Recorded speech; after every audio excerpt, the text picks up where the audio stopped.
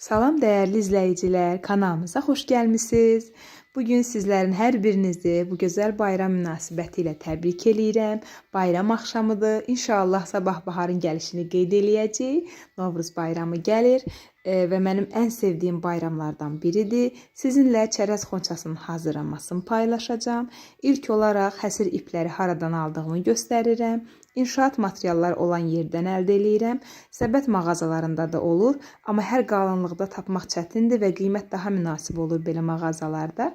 3 formada, 4 formada kəndir almışam. Kiçiklərdən kiçik çərəz xurcunlarımı hazırlayacağam və daha böyük kəndir alıram ki, səbətlərdə qulp hissədə istifadə eləmək üçün. Sizə dediyim kimi çalışacağım videoda materialları haradan aldığımı, yəni alış-veriş etdiyim yerləri də göstərim. İlk olaraq ipimizi kley ilə düyünləyəcəm orta hissəsini, yəni daha doğrusu halqanın başlanğıcını kley ilə eləyirəm. Daha sonra isə sona qədər kley də yapışdıra bilərsiniz, yaxud da yəni silikon kley, yaxud da ki kağız kleyi, PVA deyilir, ağac kleyi. Onunla da yapışdırmaq olar. İlk olaraq nümunəni silikon kley ilə tamamlayacağım. Yəni sona qədər silikon kleydən istifadə eləyəcəm. Əvvəlcə çərəz qabının altlıq hissəsini hazırlayırıq.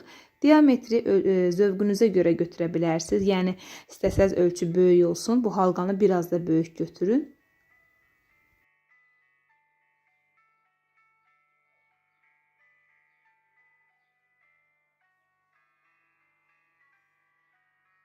Halqanı hördüyümüz yerə çox az kley vurun ki, kənara çıxanda səliqəli görünmür. Bu altlıq hissədir, səbətə yapışdıracağam. Bu hissə isə içərdən görünəcək. Gördüyünüz kimi daha səliqəlidir. Yəni kley vuranda diqqətli olun. Halqanı, yəni altlıq hissəni isə əlinizdə bir qab götürün. Təxmini olaraq, yəni gözəyarı olaraq eyni formada olması üçün, eyni ölçüdə daha doğrusu olması üçün. Bu qədər altlığın ölçüsü mənim üçün bəsdir. Artıq kəndiri üst hissəyə doğru yapışdıracağım. Yəni, belə deyə, yavaş-yavaş üst hissəyə çıxırıq.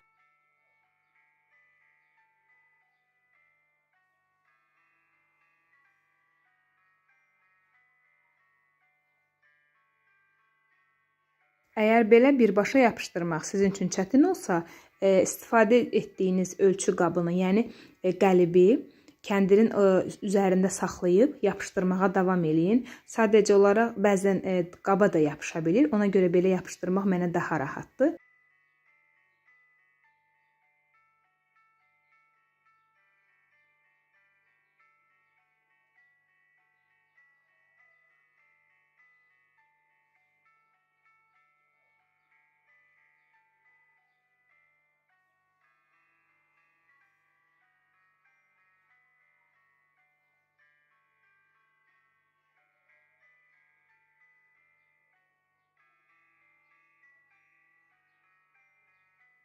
Kleyi bacardığınız qədər az vurun ki, kənarlara çıxmasın. Belə olduqda daha səliqəli görünür. Yəni, nə az, nə çox. Yetəri qədər, yəni yapışdırmağa kifayət eləsə bəsdir. Çünki kəndir bir-birinə rahat yapışır və qopmur. Yəni, narahat olmayın ki, kleyi az vursaq, sonra qopacaq. Əksinə, çox möhkəm olur. Bir az kley də olsa, kəndiri yapışdırmağa kifayət eləyir.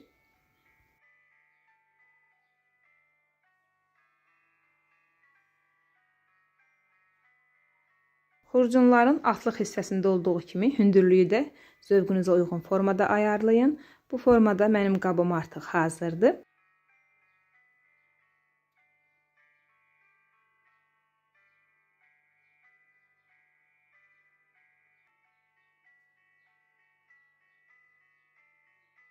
Eyni qayda ilə 5 ədəd xurcun hazırlayırıq, daha doğrusu çərəz qabı və ağac kleyimi yaxından göstərmək istəyirəm. Yenə inşaat materialı olan yerdən əldə elədim. PVA kley də deyə bilərsiniz, ağac kley də deyilir. Çox möhkəm yapışdırıcıdır. Mən nəinki burada taxta yapışdıranda da istifadə edirəm. Adından göründüyü kimi taxta kleydir. Və ikinci formanı isə sizə sırf bu kleydən istifadə eləməklə göstərdim. Düzdür, ilk başlayanda çox az silikon kley vurdum ilk halqaları yapışdırmaq üçün. Çünki kəndir çox qalındır, bu böyük ölçüdür. Yəni təkcə bu kleyini yapışdırmaq üçün belə deyək, bir müddət gözləməlisiniz. Mən videoya görə silikon kley istifadə elədim başlanğıc hissədəki tez qurusun.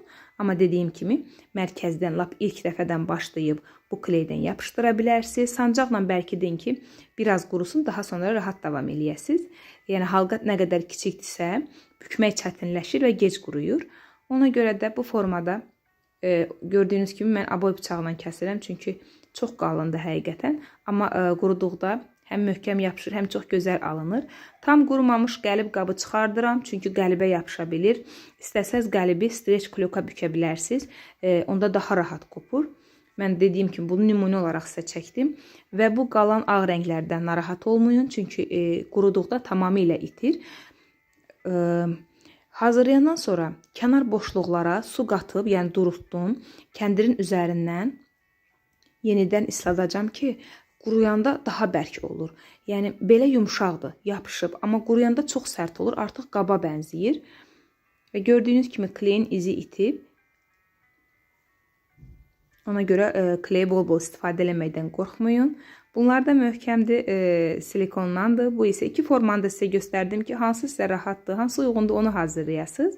Və bir ədəd də böyük ölçü hazırlamışam. Daha sonra çərəz qablarımız üçün podnusu, deyək, sinini hazırlayacağım üzərinə düzmək üçün.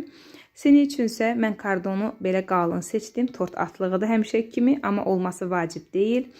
Adi kardondan, nazik idisə 2 qat kardondan istifadə edə bilərsiniz.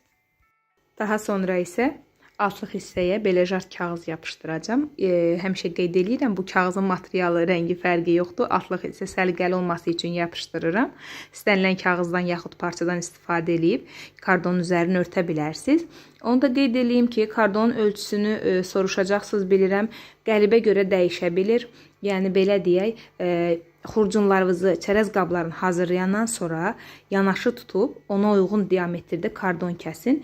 Yəni ortaya böyük xurcunu qoyun. Daha sonra kənarlarına kiçik xurcunları düzün və o diametrin yerləşdiyi bir podnus kəsin. Daha doğrusu dairə kəsin. İstəsəz hər tərəfdən 1-2 sm artıq qoya bilərsiniz. Çünki kiçik xurcunları biz böyüyə yapışdıracağıq. Amma kənar hissədən 1-2 sm kant üçün pay qoyun ki, kant görünəndə daha gözəl görünür. Yəni çərəzləri tam sininin kənarına yapışdırmayın. Heç olmasa 1 sm, 2 sm içəridə qalsın. Ona görə yəni kəsəndən sonra hazırlayanda sizə daha rahat olacaq.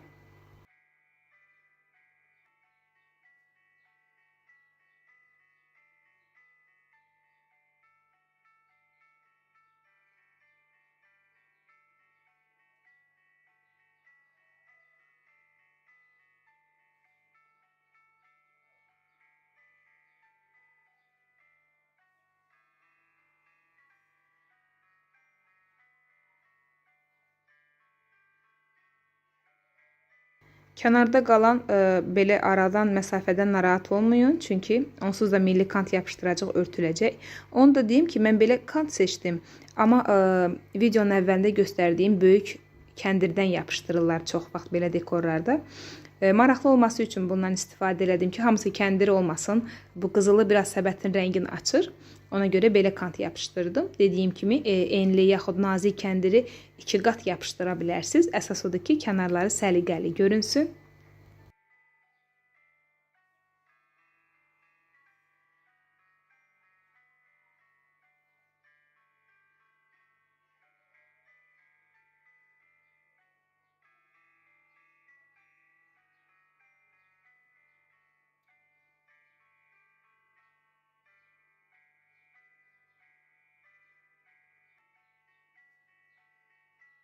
Böyük xurcunumuzu tam mərkəzə yerləşdirəndən sonra altını tərpətmədən kleyləyirik, yəni ölçü tərpənməsin. Daha sonra kiçikləri düzəcəm. Ara məsafələr 1 sm qoyacağam, yəni xurcunlar arasında. İstəsəz bir-birinə də yapışdırırlar bəzən. Aralı, belə biraz aralı daha maraqlı görünür. Hər dəfə qeyd edirəm, Novruz xonçaları, ümumiyyətlə bütün səbətlər vacib deyil ki, eyni baxdığınız kimi hazırlayasınız. Biraz da sizin xəyal gücünüzdən asılıdır. Və onu göstərmək istəyirəm ki, mən calaq hissəni tam yapışdırdığım araya salmadım. Kənara saldım. Bu bantiki isə calaq deyəndə, yəni xurcun qutaranda ipi kəsdiyimiz yeri deyirəm. Bu bantikləri hazırlayıb istəsəz həmin yerə yapışdıra bilərsiniz. Yaxud da elə xurcuna bəzək üçün yapışdırıb, yəni dekor üçün ipi kəsdiyiniz yerə kəpənək, yaxud quş, yaxud uğur böcəyi yapışdıra bilərsiniz ki, o kəsdiyiniz yer görünməsin, yəni görüntü olaraq xoş deyil. Ona görə ip kəsilən yerə zövqünüzə uyğun nə istəsəz yapışdıra bilərsiniz. Əgər elə bir fikriniz yoxdursa, onda o ipi kənara salın və bantiki onun üzərinə yapışdırın. Çünki əvvəlcədən düşünün ki, bantiki və yaxud böcəkləri hara yapışdıracaqsınız. Ön hissəyə bol yarpaq yapışdırırıq, maraqlı görünsün, daha gözəl görünsün deyə. Həm də güllərin qabarıq qalmasını istəyirəm. Yəni podunuza tam yapışmasını deyil, biraz havada qalması üçün altlığı yarpaqla doldurdum. Əgər gülləriniz belə kiçik deyilsə, böyük güllərdirsə, o zaman alt hissəyə çox yarpaq yapışdırmağa ehtiyac yoxdur. Yəni onsuz da böyük olsa səbətin ön hissəsini dolduracaq. Mən bu dəfə kiçik gül modeli seçdim. Belə xonçalarda kiçik güllər daha gözəl görünür. Çünki çərəz yığılacaq kiçik bir şeydir. Ona görə belə kiçik piyona və rozaya üstünlük verdim.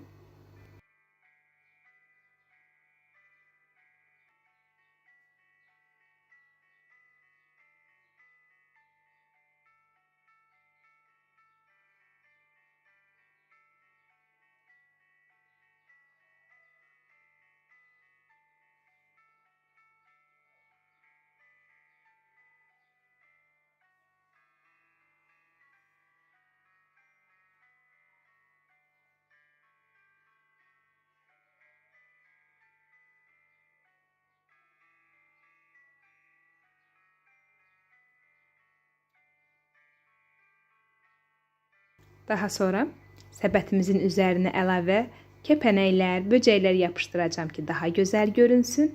Və belə kiçik heykəlim var, onu yapışdıracağım. Mən üstə yapışdıracağım. Ona görə də böyük heykəldən istifadə eləmədim.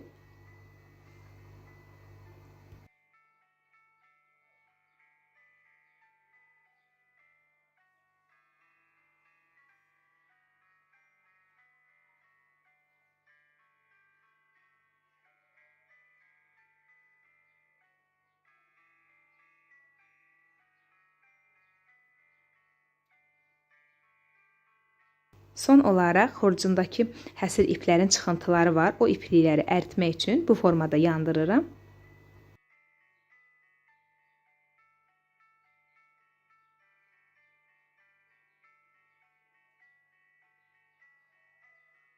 Novruz xonçamız tam hazırdır.